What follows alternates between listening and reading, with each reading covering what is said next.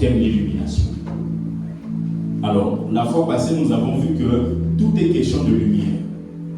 Tout est question de lumière dans la vie de quelqu'un. Quand vous voyez quelqu'un faire des choses, même en tant que chrétien, qui ne correspondent pas à la vie de Christ, il faut juste vous dire que c'est une question de lumière. C'est une question de lumière. Plus quelqu'un est éclairé par la bonne lumière, plus sa vie sera différente. Et nous avons pris l'exemple du tabernacle. Nous avions dit que Dieu, dans l'histoire, a utilisé des structures comme demeure. Il a utilisé premièrement le tabernacle de Moïse. Le tabernacle de Moïse, c'était un emplacement qu'ils avaient dans le désert. Ça permettait de faire habiter Dieu. Dieu était là-dedans. Il a utilisé ça comme demeure. Après ça, il y a eu le temple de Salomon. Le temple de Salomon était un temple très riche, qui était pratiquement en or. Et après ce temple, Dieu a choisi une autre demeure, une autre forme d'habitation. Et Dieu n'a pas voulu aller dans des palais. Dieu n'a pas voulu aller dans des châteaux. Dieu n'a pas voulu aller, par exemple, à l'Élysée ou dans la Maison Blanche pour faire son habitation. Dieu a choisi ton corps, a choisi mon corps. Donc, ton corps est le temple du Saint-Esprit et l'Esprit est Dieu. Donc, Dieu a choisi d'habiter en toi et en moi. Donc, ce Dieu qui a choisi d'habiter en moi, vous allez vous rendre compte que dans le tabernacle, il y avait 3 parties. Vous avez premièrement ce qu'on appelle le parvis. Deuxièmement, ce qu'on appelle le lieu saint. Et troisièmement, ce qu'on appelle le lieu très saint. Les 3 sont l'image de ceux qui vous constituent. L'homme a un corps, mais l'homme est un esprit qui a un corps et possède une âme. L'homme est un esprit qui a une âme habitant dans un corps.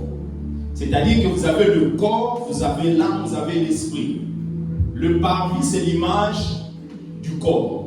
Parce que le parvis était éclairé par une lumière qu'on appelle la lumière du jour. C'était éclairé par le soleil, par la lune et par les étoiles.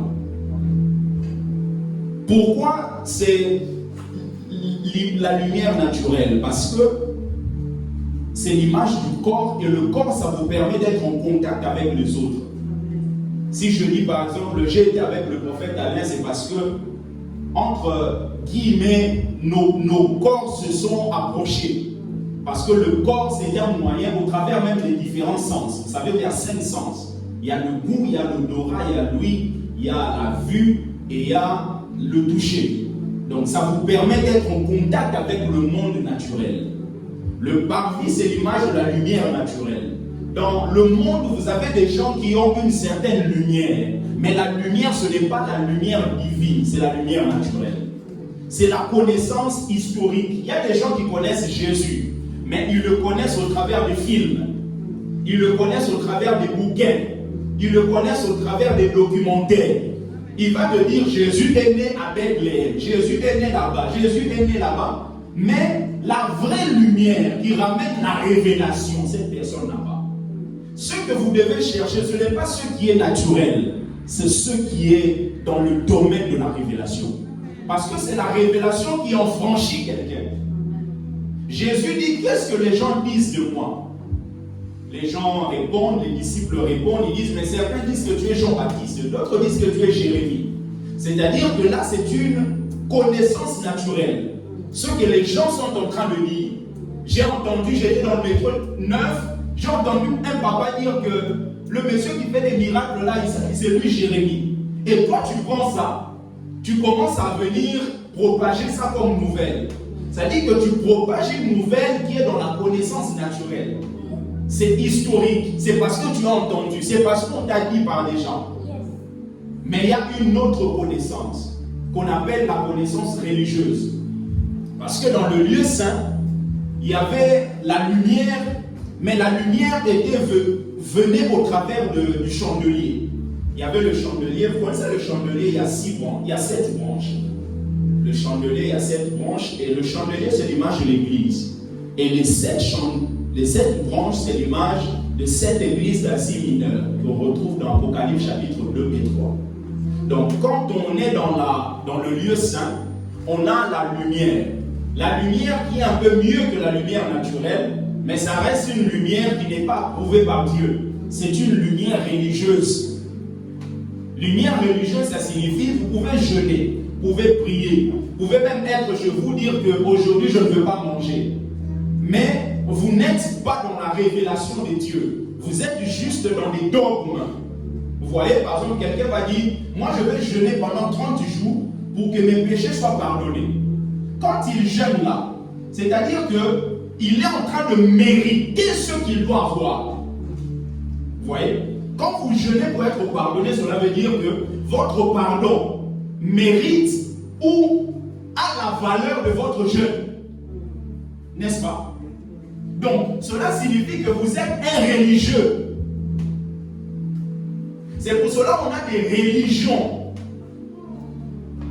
C'est-à-dire que les religions sont des endroits dans lesquels il y a des religieux. Des gens qui sont basés sur des dogmes. Des gens qui disent, je dois faire ceci pour atteindre Dieu. Personne sur la terre ne peut faire quelque chose pour atteindre Dieu. C'est Dieu qui se révèle dans l'homme. C'est Dieu qui vient se manifester dans notre vie. C'est Dieu qui vient se révéler à nous. C'est Dieu qui vient se montrer à nous. La connaissance religieuse. Et troisièmement, vous avez ce qu'on appelle le lieu très saint. Le lieu très saint, il n'y avait pas de lumière.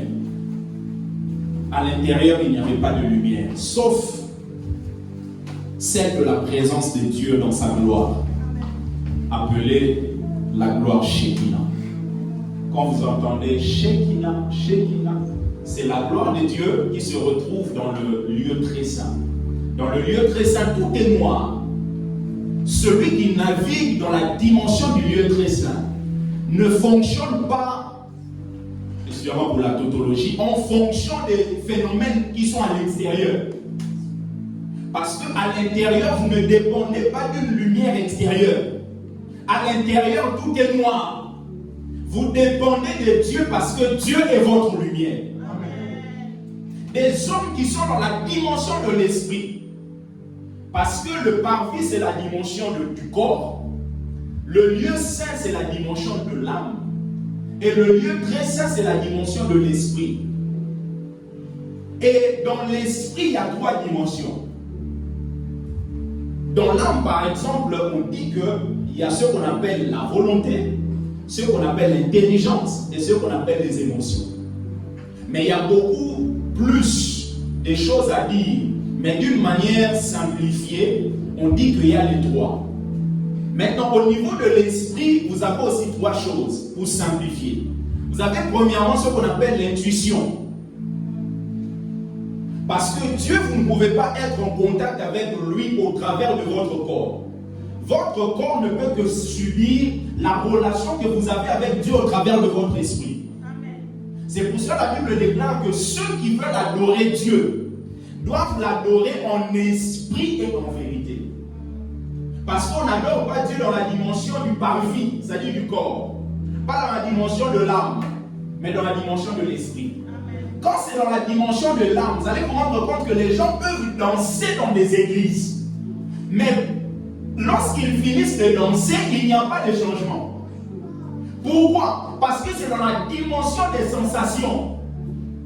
Vous savez, juste le son du piano peut faire pleurer quelqu'un.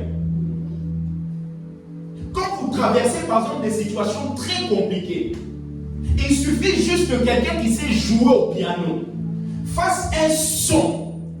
Si vous êtes quelqu'un qui est émotif, vous pouvez pleurer. Donc quand vous pleurez là, ce n'est pas des pleurs qui ramènent le changement. Ce sont des pleurs qui sont basés sur des sensations et des émotions. C'est la raison pour laquelle on peut se dire, mais comment est-ce qu'elle, Louis, a pleuré, mais sa vie ne change pas? Parce que la personne n'est pas dans la dimension de l'esprit, et dans la dimension de l'âme. Et dans l'esprit, vous avez l'intuition. qui vous permet de capter la révélation de Dieu. Parce que Dieu se révèle aux hommes. Non seulement il y a l'intuition, il y a aussi ce qu'on appelle la communion. Ce qui vous permet d'être en communion avec Dieu, c'est au travers de votre esprit. Et troisièmement, vous avez ce qu'on appelle la conscience. La conscience, c'est un peu comme une forme d'alerte qui est en train de juger chaque décision que vous prenez. Vous pouvez ne pas avoir un enseignant avec vous dans la chambre, mais lorsque vous prenez une décision, la conscience manifeste son alerte. Non, ce n'est pas là-bas que tu dois y aller. Parce que c'est la dimension divine que Dieu a laissée dans la vie de chaque humain. Vous pouvez parler comme vous voulez, mais la conscience fait en sorte que l'homme sache que ce qu'il fait est mauvais. Maintenant, des gens qui n'arrivent plus à sentir ça, ce sont des gens qui ont fait taire la conscience.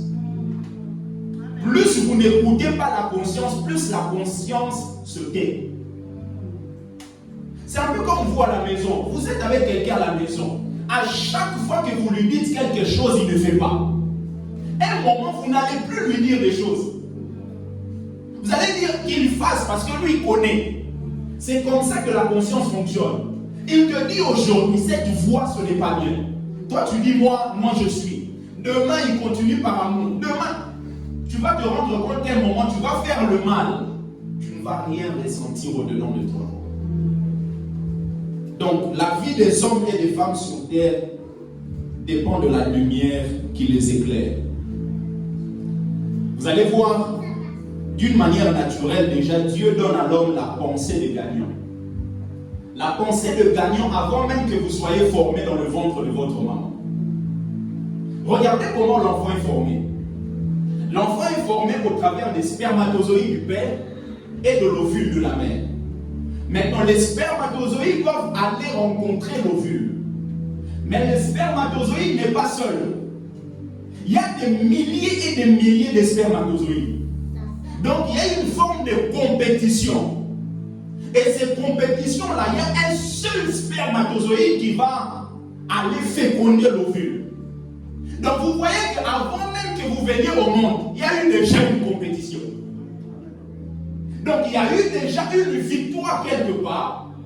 Et Dieu, quand il vous donne cette victoire, il vous permet de savoir que lorsque vous allez atterrir dans ce monde, il faudrait que vous ayez aussi la pensée des gagnants. Bien aimé, dans la vie, même si vous n'avez pas beaucoup, ayez toujours la pensée des gagnants. Un jour, ça marchera.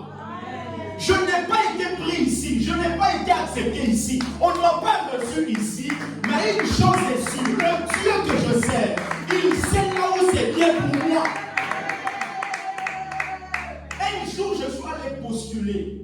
En postulant pour un travail, on nous appelle, on était 3 pour pouvoir défendre notre candidature. Je commence à parler. Ce jour-là, j'ai sorti un français, là, je me suis dit, ils doivent me prendre. Et à la fin, on nous prend. Mais moi, on me donne un contrat de 3 semaines. Les autres, on leur donne un contrat de 9 mois.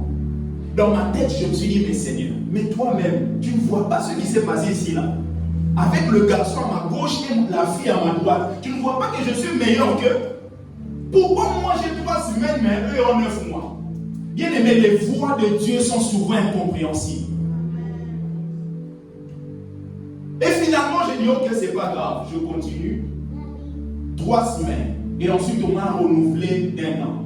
C'est-à-dire que pendant que je finis mes 3 semaines, je prends un contrat qui est plus important que leur contrat. Et à la fin, je suis resté plus longtemps dans le service que eux deux. C'est-à-dire que la voie de Dieu, de fois, tu ne peux pas comprendre au début. Mais c'est la voie qui t'amène au bonheur. Qui t'amène au bonheur. Il y a eu déjà une certaine guerre. C'est pour cela, quand vous regardez même la vie de Jésus, c'est quelque chose qui doit nous enseigner beaucoup. Parce que lié par rapport même à la formation de l'homme et de la femme, vous savez que dans l'homme, il y a des chromosomes, et dans la femme aussi, il y a des chromosomes. Vous avez 23 pères, 23 pères. Et dans l'homme, vous avez une paire, la 23e, qu'on appelle la paire XY. Et dans la femme, il n'y a que XX. Maintenant, vous allez vous rendre compte que si vous voulez avoir un garçon, il faut que X de la maman rencontre Y du père. Donc, vous avez un enfant mâle. Donc, vous vous rendez compte que le sexe de l'enfant n'est pas déterminé en fonction du corps de la femme, mais en fonction du corps de l'homme. Parce que la femme n'a que XX, mais c'est l'homme qui a XY. Maintenant, quand X rencontre X, vous avez ce qu'on appelle la femelle, c'est-à-dire qu'un enfant, une fille vient. Maintenant, Jésus, la Bible déclare que l'ange vient visiter Marie. Marie en question, la Bible dit qu'elle est vierge. Comment une vierge peut mettre au monde? Ça, ce sont des équations. Quand vous commencez à trop réfléchir, vous pouvez avoir des problèmes psychologiques. Il y a des choses en Dieu, il faut l'accepter par la foi.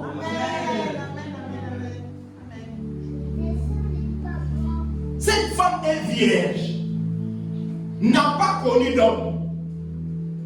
Et l'Esprit de Dieu te couvrira. L'enfant qui naîtra de toi, on appellera ceci, cela. Non seulement la femme est vierge,